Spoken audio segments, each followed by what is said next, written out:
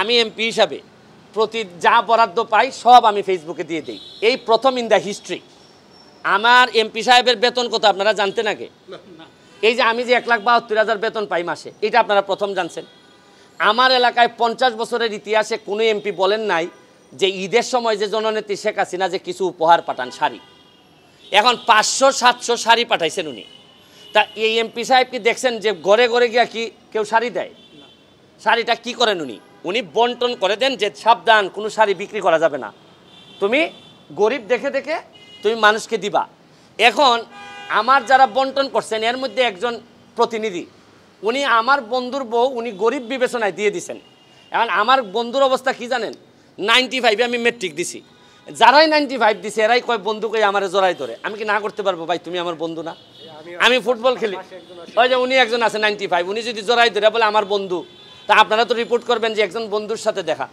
কিন্তু বন্ধু আর এমনভাবে সাংবাদিকরা রিপোর্ট করে যে ব্যারিস্টার সুমন বন্ধুর বউকে শাড়ি দিলেন, বোঝা যায় বন্ধুর বউর সাথে আমার সম্পর্ক।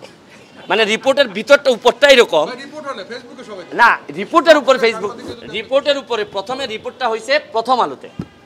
আর প্রথম আলোর মতো পত্রিকা করার পরেই সবাই একটু মজা পাইছে, কারণ প্রথম আলোর তো একটা আস্থার জায়গা আছে। কিন্তু প্রথম আলো যে নিচে নামতে নামতে শাড়ি পর্যন্ত খোলা শুরু করছে, এটা তো আর আমরা জানতাম না। তো আমি এটা তো বলছি যে ভাই আপনি একজন এমপি বা সরকারি কর্মকর্তার বিরুদ্ধে অভিযোগ আনবেন যে আপনি কি সরকারি মাল বিক্রি করে দিচ্ছেন কিনা। এখন আমারে বলা হয়েছে গরিবদেরকে দেওয়ার জন্য। এখন আমি যদি বিবেচনা করি যে আপনি মনে হয় গরিব ভাই, তা আমার বন্ধু উনি যিনি দাবি করলেন উনি করলেন কি, বললেন যে না আমি গরিব না, আমি আরেকজন গরিবকে শাড়ি দিয়ে দিছি। এই হচ্ছে গিয়ে ফ্যাক্ট। কিন্তু উনি ফেসবুকে এত সুন্দর করে লিখেছেন, এইখানের মধ্যে যদি উনি আমার বন্ধু হইতেন তাহলে উনি গরিবের শাড়ি উনার কাছে আসছে, উনি শাড়ি দিয়ে দিছেন গরিবদের গণ। আর শুনেন, হাজার হাজার কোটি যাচ্ছে, বিক্রি হয়ে যাচ্ছে, কেউ কিছু বলছে না।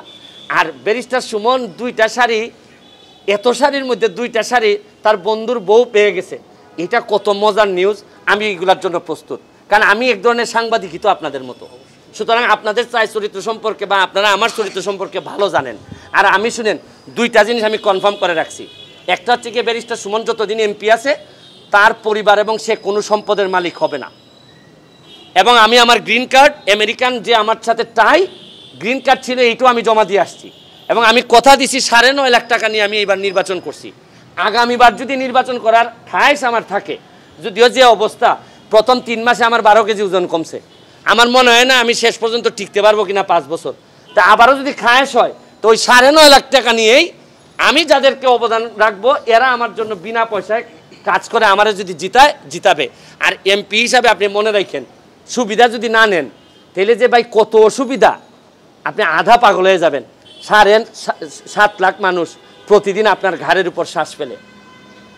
আমার গত পরশুদিন ঘূর্ণিঝড় হয়েছে, ঘূর্ণিঝড়ে আমার ঘর টিন উড়ে গেছে প্রায় 400 থেকে 500 মানুষের।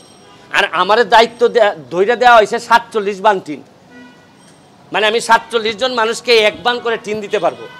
যারা টিন পায় নাই তারা আমার 14 গোষ্ঠী তুই লাগালাগালি করতেছে, হেই মেয়ে তোমারে ভোট দিছি মিয়া, তুমি একটা টিন দিতে পারো না। এখন আমি টিন যদি সরকারের বাইরে গিয়ে দিতে হয় তাহলে কিছু চুরি করতে হয়। আর আমি হাইকোর্টের অ্যাডভোকেট হিসেবে যা ইনকাম করি তা আমার পরিবার এবং আমার এলাকার জন্যই। আর নাইলে তো আমার গম চাল বেচতে হবে, আর বলতে হবে যে আমি এমপি সাহেব আসেন কিছু কথা টথা বলি। তো এইগুলা বললে তো আবার আপনারা সব রেডি আছেন।